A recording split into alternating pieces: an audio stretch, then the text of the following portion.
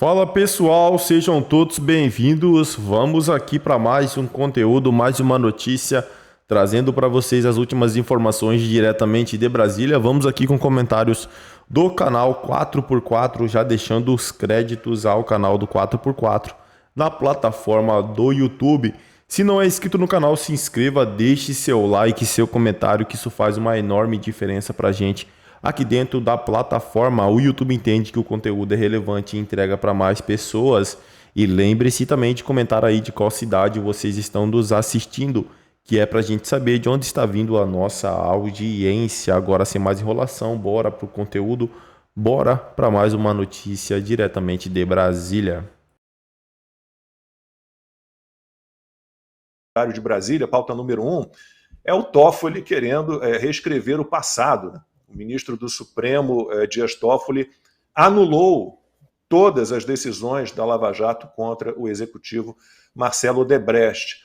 Para o ministro, a 13ª Vara Federal de Curitiba, sob o comando do então juiz Sérgio Moro, foi parcial e agiu em conluio com a acusação. Um dia antes dessa decisão do Toffoli, a segunda turma do STF já tinha abolido a pena por corrupção passiva imposta ao ex-ministro José Dirceu na Lava Jato. Ele foi condenado a quase 9 anos de prisão. A decisão do Toffoli foi tomada depois de um pedido da defesa do Marcelo Odebrecht. Em abril de 2017, vamos relembrar, o executivo descreveu em depoimento como foram repassados 300 milhões de reais da empresa para o PT. Dentro dessa relação, eu disponibilizava, quer dizer, negociava com eles valores no processo mais ou menos acumulado, que ao longo de 2008, entre 2008 e 2015, acabou sendo um montante que eu acabei disponibilizando para eles ao redor de 300 milhões de reais. Desses 300 milhões de reais, e aí eu elaboro um pouco mais à frente no outro relato, teve dois momentos onde houve pedidos de contrapartida específica para dois pleitos. Tá? O resto entrava dentro de uma relação ampla, onde simplesmente ia se negociando valores em função de uma agenda grande que a gente tinha com eles. O Marcelo Odebrecht também contou que uma conta chegou a ser aberta para fazer repasses financeiros para o Lula.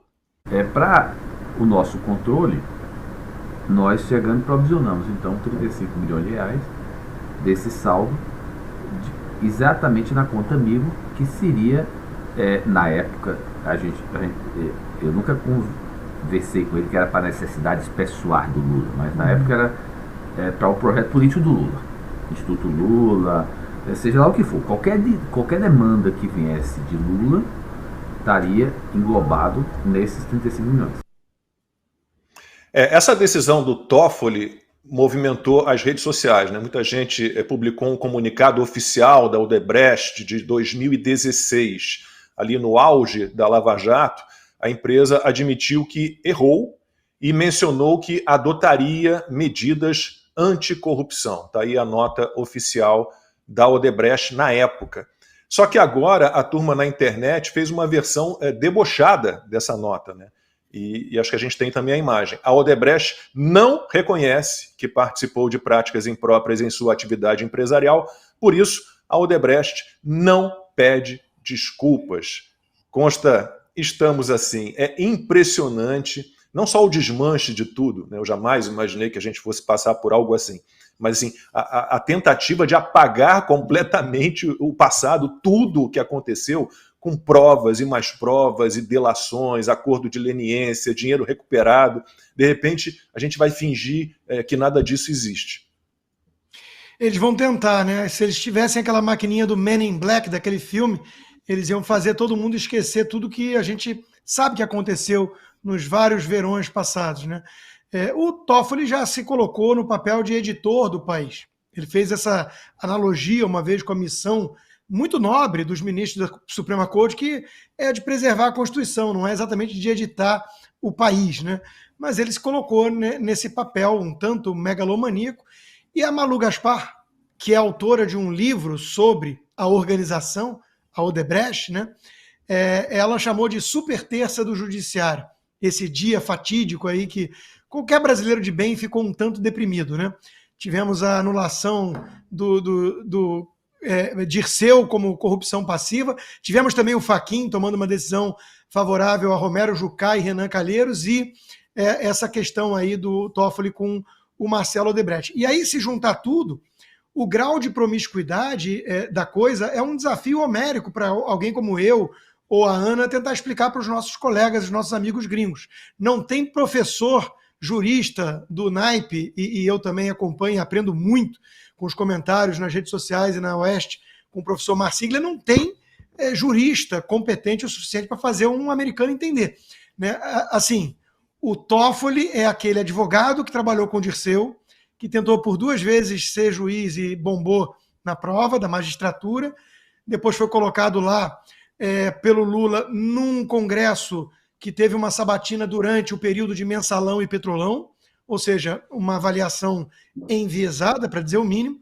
Esse vai lá e beneficia depois o Marcelo Odebrecht, que é nada mais nada menos que o filho do pai, do amigo do meu pai. Toffoli é o amigo do meu pai, e o filho foi lá e foi agraciado por isso. Então, de novo, Lacombe, eu acho que quem melhor lidou com essa situação toda, e eu estou ansioso para ouvir a aula do professor Marsiglia e tudo, eu não vou nem tanto pelo campo do direito, que não é a minha especialidade, mas basta até um leigo, né? Basta ter alguma noção geral para você ver o absurdo de tudo isso que está acontecendo no Brasil, da inversão. Mas até aqui, quem melhor tentou descrever isso, porque é uma espécie de pornochanchada, né, foi o nosso amigo Paulo Souza, do canal Hipócritas, que ele chega em casa e fala para a mulher, que reapareceu depois de um tempo, mas e a outra? Não existiu nada disso. Mas como não? Eu vi as fotos, eu vi, você confessou. Eu falei, não, mas o juiz disse que foi anulado, e ele depois reaparece, mas já dá tchau de novo, né? Porque está indo embora para farra, né? Porque é isso, né? O Brasil, infelizmente, e dói dizer isso, não é um país sério. Não é um país que tenha um Estado de Direito, não é um país com nenhuma segurança jurídica. Como o Pedro Malan dizia, né? No Brasil até o passado é incerto, e estamos aí com um editor dizendo que tudo aquilo que a gente sabe que aconteceu, que a empresa confessou, que pediu desculpas, que mudou o nome por vergonha e para tentar, obviamente, se esquivar das consequências, né, do que fez, nada disso aconteceu. Os ministros estão dizendo agora que não, nada para ver aqui, circulando, vamos embora, enquanto que o Bolsonaro, com o recurso do Braga Neto, continua inelegível, com multa de não sei quantos mil aí, centenas de milhares de reais, porque, afinal de contas, fez uma reunião com embaixadores, e isso acho que é grave no Brasil, viu? Precisamos que você apoie a nossa causa. É algo inacreditável diante de tudo que a gente viu, de provas apresentadas na Lava Jato, de repente tudo desaparece, está tudo anulado por um ministro do STF. Eu não vou nem me alongar, Lacombe, vou deixar esse imbróglio para o professor Marsiglia explicar, porque realmente o americano não entende. Até porque quando o americano faz uma pesquisa sobre car wash, né, a Lava Jato, ou coloca ali Odebrecht, Braskem, o primeiro resultado dessa pesquisa, é o site do Departamento de Justiça dos Estados Unidos da América. Não é nenhum noticiário, nenhum jornal dando a notícia. É o site do Departamento de Justiça dos Estados Unidos com a seguinte notícia. Abro aspas para o documento do Departamento de Justiça. A Odebrecht, um conglomerado global de construção com sede no Brasil, se declara culpada hoje e concorda em pagar uma multa combinada de pelo menos 3,5 bilhões com B de dólares para resolver acusações com autoridades nos Estados Unidos e na Suíça.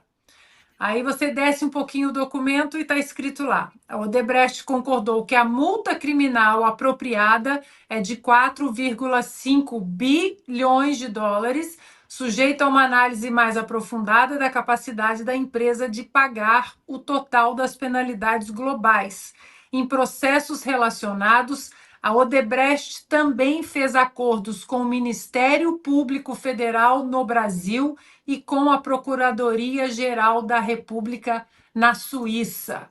Aí tem aí tem aspas do procurador, né, Capers, que foi o que conduziu esse acordo com a Odebrecht e o Departamento de Justiça.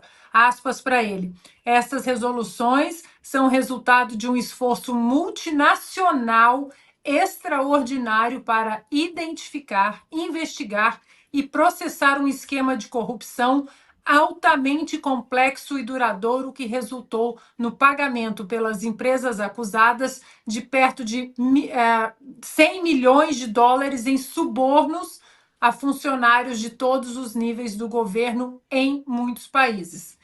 Fecho aspas. Então, assim, esse é um documento do Departamento de Justiça dos Estados Unidos. Então, por mais que o amigo do meu pai, ele tente editar o que aconteceu no Brasil, não tem como apagar um documento desse do Departamento de Justiça dos Estados Unidos. Então, a grande questão, né, muitos perguntam, mas e aí, o que nós vamos fazer? Eu vou levantar essa bola para o professor Marcília. Realmente, eu não sei, não imagino que nós possamos fazer diante de uma corte que deveria ser unicamente constitucional e que, infelizmente, hoje a sua composição, já que o Supremo Tribunal Federal é uma instituição extremamente importante para a nossa República, essa composição, infelizmente, é uma composição política e ativista. Pois é, professor, a Odebrecht fez, ela não fez, né? Nunca houve. Então, não é crime. Mas em outros países, como disse a Ana, nada mudou. Por que o Brasil, professor, tem de ser assim, tem que ser dessa maneira? Pois é, Lacombe, olha, como vocês disseram, tem coisas que são tão contraintuitivas de se explicar que se tornam de fato impossíveis de se compreender. Agora, o que o STF fez, e aqui a gente precisa fazer essa ressalva, ele fez algo que foi não tratar dos fatos. Ele ficou na porta dos fatos, ele ficou na antessala dos fatos ao anular essas delações e ao anular esses julgamentos. Isso significa que o STF tratou de prescrição, tratou de competência, tratou de suspeição, o que a gente chama no direito de jurisprudência defensiva, que é quando a corte, para não avaliar o mérito, para não entrar na essência do debate, para não falar dos fatos, ela fica no entorno dos fatos, julga o entorno dos fatos e torna com isso desnecessário encarar de frente os fatos que precisam ser avaliados e julgados. Por isso, a gente chama de jurisprudência defensiva, porque é o juiz se defendendo de ter de fazer a sua tarefa de avaliar os fatos. O STF, ele anulou por essas questões incidentais, por essas questões jurídicas acessórias, e não porque os fatos não existiram. Eles não contaram, e deveriam ter vindo a público contar isso, que os fatos não estavam sendo desmentidos ao se anular. Mas eles não fizeram. E não fizeram porque interessa muito a eles, de fato, reescrever a história. Interessa muito a eles, de fato, fazer com que as pessoas acreditem que aqueles fatos não existiram, que aquilo tudo não houve. Mas não, do ponto de vista jurídico, esses fatos não foram e não poderiam ser desmentidos. Seria uma completa insanidade, né, alguém confessar tão desbragadamente fatos como esses, como a gente viu nos vídeos, e depois agora um juiz desdizer tudo aquilo que foi dito por tantas pessoas de tantas formas diferentes. Então, essas anulações foram feitas por essas questões incidentais. E é curioso que, óbvio, prescrição só acontece quando o juiz não julga, competência é algo subjetivo, suspeição de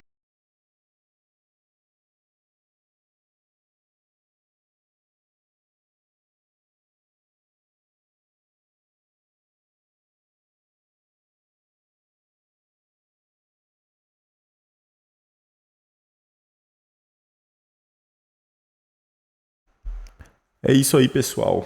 O que eles querem é isso mesmo, né? Eles querem que o brasileiro tenha uma amnésia profunda e esqueça aquele fatídico ano de 2014, onde, né, a operação começou e de lá para cá veio fazendo aquele limpa lá, colocando essas pessoas, principalmente de esquerda, presas por corrupção. Então eles querem que o brasileiro esqueça todo esse trambique que foi feito pela esquerda em roubar. Provas, cara, concretas, confessaram tudo, confessaram, mas eles querem apagar isso da história, mas da mente dos brasileiros corretos, isso não será apagado nunca. E aí, né, a gente compara a situação hoje de Bolsonaro com esses caras aí que roubaram, que tiveram confissão, expuseram toda a corrupção que estava envolvendo, roubaram, chegaram a ser presos, né? Temos o presidente hoje aí que foi preso. Aí compara por que estão investigando o Bolsonaro por conta de cartão de vacina. Chegou até a haver uma investigação por conta de oportunação a uma baleia. Isso é incrível, né? Compara aí o histórico daqueles corruptos de 2014 da Operação Lava Jato e compara o histórico do Bolsonaro. Realmente é brincadeira o que acontece aqui no Brasil. E hoje, né, teve empreiteiro aí que chegou até a pedir o dinheiro de volta, o dinheiro que eles... Ou seja, o dinheiro que eles roubaram, eles devolveram e agora estão pedindo de volta como se fosse deles, de propriedade deles. É isso aí, pessoal. Agradeço a vocês pela companhia. Se não é inscrito no canal, se inscreva, deixe seu like, seu comentário, que isso faz uma enorme diferença para a gente aqui dentro da plataforma. Desde já agradeço. Valeu!